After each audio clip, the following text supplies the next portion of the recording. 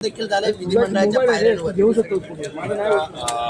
मी जे काही पेपरला भाई काय करतोय म्हणजे टीव्हीवर की भाजपच्या खासदारांना इंजरीज आणि असं असताना काय म्हणायचं जे झाले ते टीव्हीवर आहे म्हणजे काय कोणी घटना घडली कोणी बघितली नाही असं. आणि आज भाजपचे खासदार ऍडमिट झाले त्यांना मला वाटतं हेड इंजरी झाले. अरे भाई काय करतो कोण गुंडांचा पक्ष आहे काय हे कळते.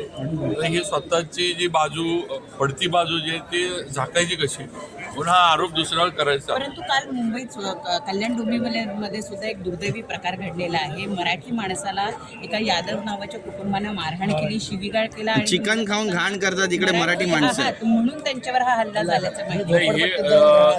नाही हे आपण म्हणताय हे अतिशय चुकीचं आहे. आणि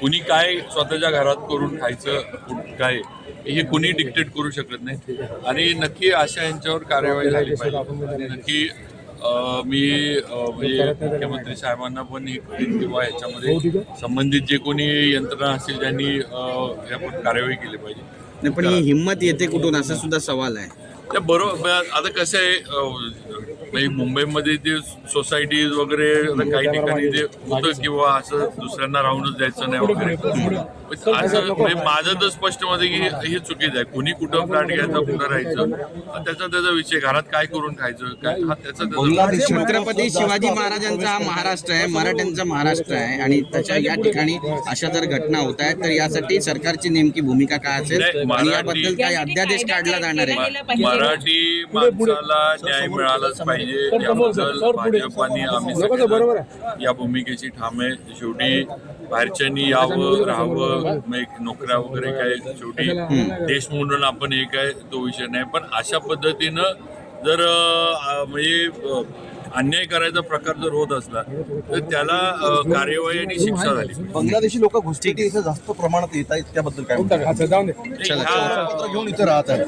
नाही ह्या याच्यावर काय म्हणजे त्यांचं जे काही असेल त्यांना डिपोर्ट करणं त्यांचे म्हणजे आता तपासणी म्हणा किंवा चेकिंग म्हणा ही खरं म्हणजे यंत्रणेकडून त्यांना जे बाहेरनं आता बांगलादेशमध्ये हिंदूंवर एवढे अत्याचार व्हायला लागलेत म्हणजे तिथं जी अराजकता माजली आहे आज एवढं तिथं होते. बांगलादेशी लोकांना पण हे जे असे चुकीचे येऊन राहिलेले आहे ज्यांना परवानग्याच नाही आहेत किंवा काहीच हे न करता येऊन त्यांना नक्कीच इथनं बाहेर पाठवलं. साहेब आपण नागपूर इथे उभे आहे. नागपूर येथे बांगलादेश नावाचा एक वस्ती बसलेली आहे. इथे 5 किलोमीटरचा तलाव होता तो 2 किलोमीटर राहिला. 3 किलोमीटरवर अतिक्रमण झालंय माती टाकून. नाही हा इथला विषय मला नाही माहिती एवढा. पण मी जे सांगितलं किंवा जे चुकीच्या पद्धतीने येऊन आपल्या भारतामध्ये देशामध्ये राहिले त्यांच्याकडे परवानग्या नाही आहेत किंवा जे व्हॅलिड परमिट जे काय लागतात मग पासपोर्ट असेल विजा असेल हे जर नसतं आणि अशा पद्धतीनं जर अतिक्रमणं वगैरे ह्या गोष्टी जर हे करून आपल्याच ह्याची जर हे करत असली म्हणजे काय म्हणतात दुरुपयोग करत असले तर त्यांच्यावर कार्यवाही झाली. कॅबिनेट मंत्री शिवेंद्र राजे भोसले आपल्या घर का